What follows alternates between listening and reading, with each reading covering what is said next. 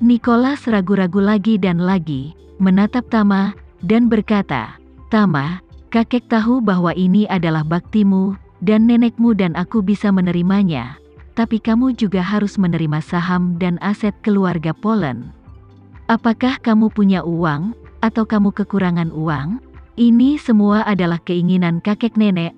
Kami menerima baktimu, dan kamu menerima keinginan kami. Ini adalah kesepakatan keluarga yang sebenarnya." Tiga paman Tama dan bibinya mengangguk setuju, terutama paman kedua Agam, yang berkata tanpa ragu, "Tama, mulai sekarang, aset dan sumber daya keluarga Polen akan dialokasikan sesukamu, dan aku akan membantumu di masa depan. Kamu bisa memberitahuku apa saja." Marshall juga tersenyum dan berkata, "Ya, Tama, kamu akan membuat keputusan untuk keluarga Polen di masa depan, dan itu pasti lebih aman dari kami. Kamu tidak bisa menolak kebaikan kakekmu. Untuk keluarga Polen, Tama menyelamatkan mereka 2 kali. Dia dengan murah hati mengeluarkan 3 pil peremajaan satu demi satu. Menghadapi kasih sayang semacam ini, keluarga Polen selalu menyimpannya di dalam hati. Keluarga Polen tidak pernah berutang budi di masa lalu, tapi sekarang, mereka berutang budi pada Tama, apapun yang terjadi. Mereka masih belum tahu bantuannya, jadi mereka semua berharap Tama bisa menerima aset Polen, sehingga mereka bisa merasa lebih nyaman di hati mereka. Tama berkata saat ini, "Kakek, aku bisa berjanji padamu untuk menerima properti keluarga Polen, tapi tidak sekarang. Lagi pula, di mata Black Mamba, mereka masih belum mengetahui keberadaanku. Berikan pada namaku, aku khawatir identitasku akan terungkap pada hari yang sama. Jadi, kamu harus membantuku memegang aset ini terlebih dahulu, dan kamu akan memberikannya kepadaku setelah aku menyelesaikan penyelesaiannya." Nicholas mendengar kata-kata itu dan dengan lembut mengangguk. Dia juga tahu bahwa janji lisan tidak ada artinya untuk hal-hal seperti aset. Jika kamu ingin memberikan uang, kamu harus memberikannya ke rekening pihak lain. Jika kamu memberikan saham atau real estate, kamu harus mengubahnya menjadi nama pihak lain. Namun, identitas Tama benar-benar tidak cocok untuk diungkap sekarang. Dan sebuah keluarga secara alami tidak memiliki cara untuk mentransfer aset atas namanya sekarang. Jadi tidak peduli apakah Tama benar-benar setuju atau salah setuju, bagian dari aset yang akan diberikan keluarga Polen kepadanya hanya yang masih bisa dipegang oleh keluarga Polen. Oleh karena itu, lelaki tua itu berkata kepada Tama, "Tama, kamu harus menyingkirkan kedua pil peremajaan ini dulu. Dan setelah kamu menyelesaikan Black Mamba dan keluarga Polen memenuhi janjimu, belum terlambat bagimu untuk membawa mereka ke kakek." Tama menggelengkan kepalanya dan berkata, "Kakek, kamu baru saja mengatakan bahwa pil peremajaan adalah baktiku, dan aset adalah hatimu. Tidak ada perbandingan antara keduanya. Kesalehanku tidak dapat ditukar dengan hatimu. Jadi kenapa kau harus menunggunya? Apakah kamu bersedia menerima baktiku ketika aku tiba?" Marshall di samping mau tidak mau membujuk, "Ya, ayah, pil peremajaan adalah bakti Tama padamu dan ibu, kenapa kau terus mengelak dan menolak?" Nicholas melihatnya, memandangnya, lalu ke Tama, menghela napas, dan berkata dengan tenang, "Hai. Sejujurnya, aku menginginkan pil peremajaan ini lebih dari orang lain. Jika aku memakannya, aku tidak akan menderita penyakit Alzheimer lagi. Dan setidaknya memiliki 10 atau 20 tahun lagi untuk hidup. Untuk orang seusiaku, ini adalah hal yang paling berharga di dunia." Berbicara tentang ini, dia hanya bisa berkata dengan malu, "Namun, saat aku berpikir tentang Cahya Renza dan Sarah yang terbunuh, aku gagal melindungi mereka. Dan aku tidak dapat membantu mereka membalaskan dendam mereka. Dan ketika aku memikirkan betapa banyak penderitaan Tama dalam 20 tahun terakhir, aku merasa sangat sedih. Aku malu, aku kasihan pada putri dan menantuku, aku kasihan pada cucuku, tapi pada akhirnya, cucuku yang menyelamatkan hidupku lagi dan lagi, yang membuatku semakin malu. Jika aku menerima pil peremajaan ini, aku akan memiliki hidupku, tetapi wajahku akan hilang. Kata-kata Nicholas datang dari lubuk hatinya. Ingin tetapi tidak memiliki wajah untuk diinginkan. Inilah perjalanan mentalnya saat ini.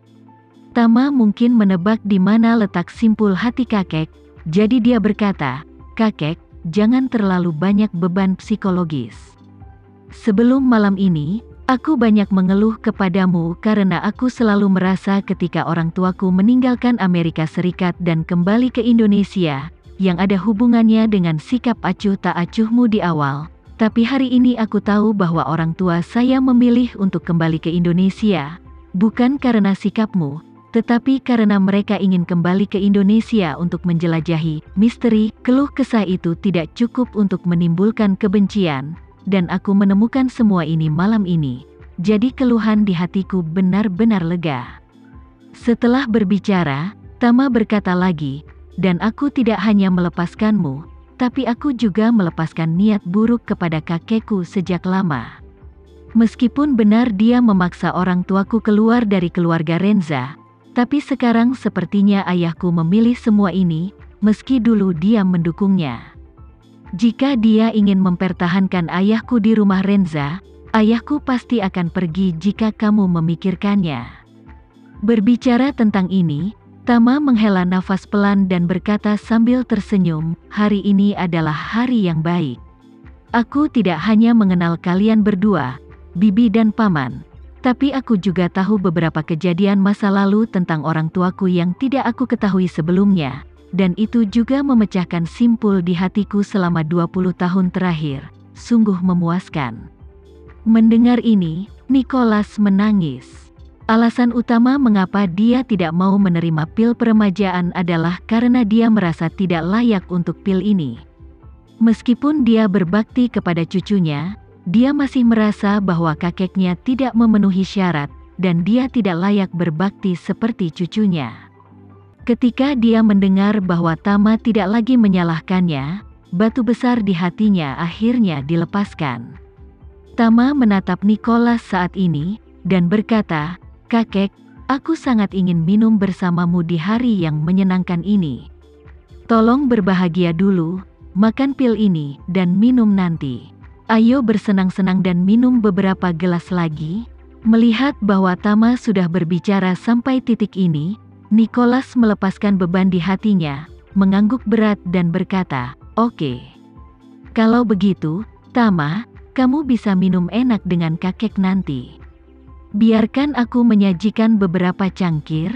Nenek di samping juga berkata dengan gembira, "Tama, nenek meminta Tuan Johan untuk menyiapkan bahan-bahannya dan membuatkanmu kotak terong favorit saat kau masih muda. Nenek tidak tahu apakah kamu masih ingat rasa kotak terong yang dibuat nenek." Tama mengangguk dan tersenyum, "Tentu saja aku ingat. Kotak terong itu renyah di luar dan empuk di dalam, wangi dan renyah. Isiannya akan membakar mulutmu jika kamu menggigitnya, dan rasanya paling enak saat kamu menghisapnya." Nenek sangat gembira dan melangkah maju sambil memegang lengan Tama. Dia berkata dengan sangat gembira, ayo pergi ke ruang makan. Makanannya sudah siap." Tama tidak bergerak, dan berkata dengan serius, "Kakek dan nenek akan minum pil peremajaan dulu, dan kita bisa pergi makan malam sebelum terlambat."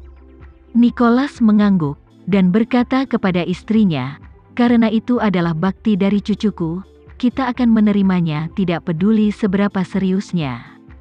Aku berhutang banyak pada Tama, dan aku punya kesempatan untuk membayarnya hanya jika aku hidup lebih lama."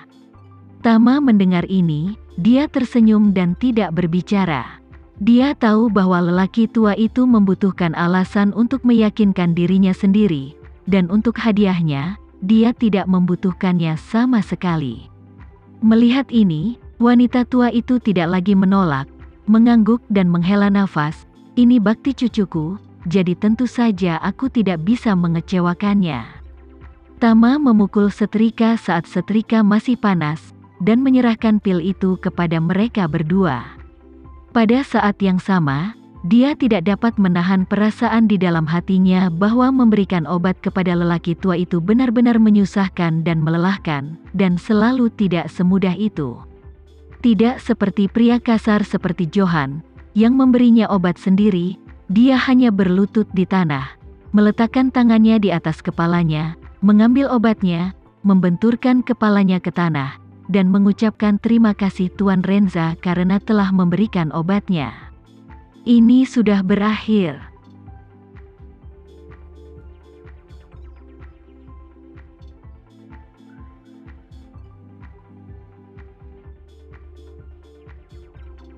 Sekian dulu ya video kali ini, kita lanjutkan lagi videonya di lain waktu. Oh iya, bagaimana menurut kalian? Semoga bisa sedikit menghibur kalian semua. Untuk teman-teman yang baru nonton, jangan lupa subscribe ya, hehehe. Dan kalau teman-teman ada yang ingin gabung langganan, bisa langsung gabung saja untuk dapat fitur yang menarik dan sedikit membantu Mimin. Terima kasih banyak sudah menonton, sampai jumpa lagi, bye.